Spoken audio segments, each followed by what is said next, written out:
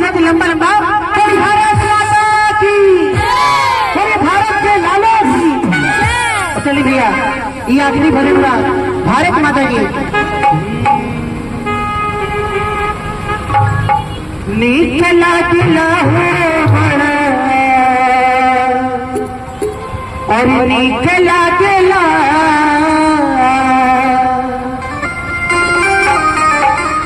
अरे निकला गिला हो बड़ा, निकला गिला बड़ा, निकला गिला हमरे तो सबके तिरंगा, निकला गिला हमरे तो सबके तिरंगा।